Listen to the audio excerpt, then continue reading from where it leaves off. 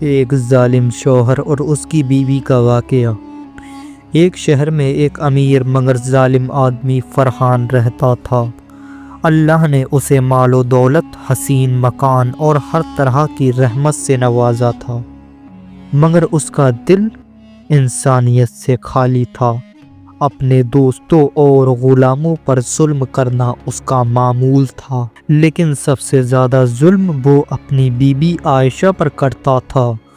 عائشہ ایک شریف اور فرمانبردار لڑکی تھی۔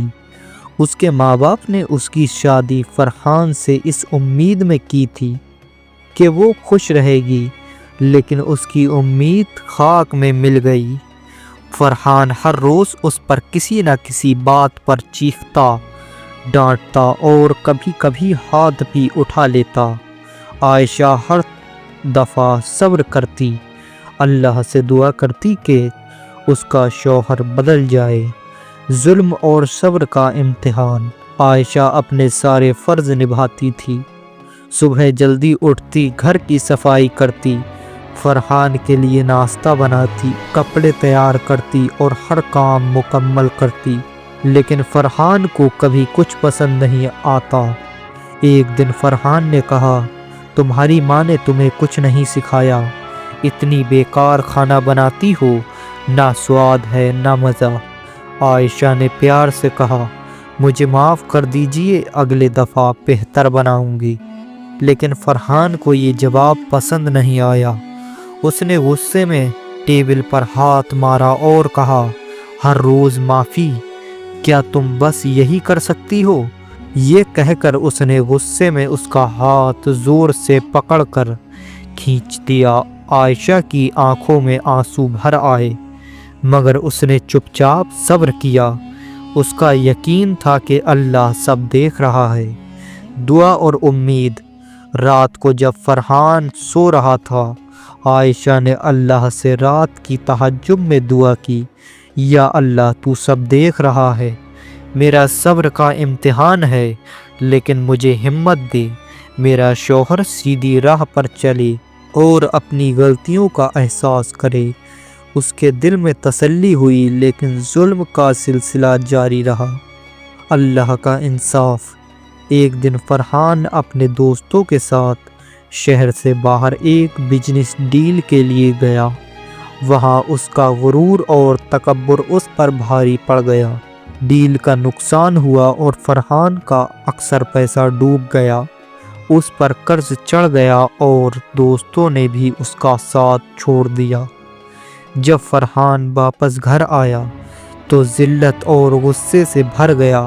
اس نے عائشہ کو اپنے نقصان کا ذمہ دار ٹھہرایا، کہتے ہوئے، مجھے تمہاری منحوسی نے برباد کر دیا ہے۔ اس نے عائشہ کو بے دردی سے مارا، مگر عائشہ نے پھر بھی اس کا غصہ سہ لیا۔ اللہ کا عذاب۔ فرحان کا بزنس گرتا چلا گیا۔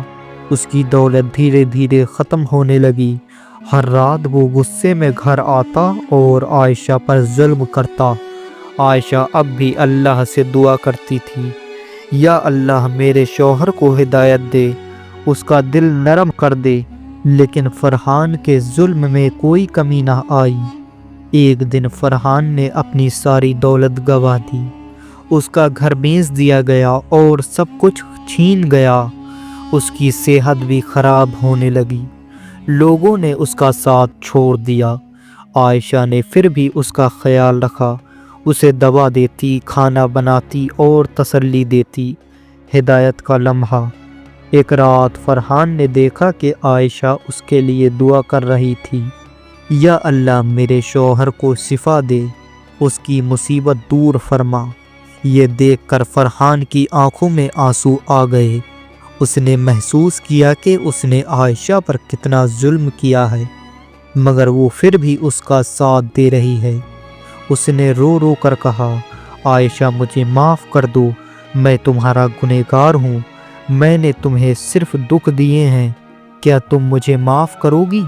عائشہ نے مسکراتے ہوئے کہا، میں نے ہمیشہ اللہ سے دعا کی تھی کہ آپ کو ہدایت ملے، میرا صبر رنگ لایا، میں نے آپ کو معاف کیا۔